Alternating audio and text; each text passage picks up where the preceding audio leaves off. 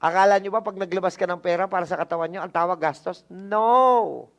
Ang tawag ko doon, investment. Hindi expenses.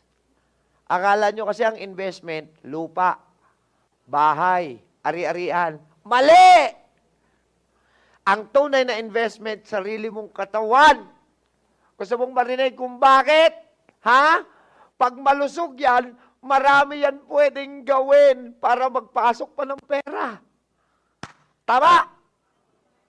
Pero pag may sakit na yan, wala nang pumapasok, puro palabas pa yan.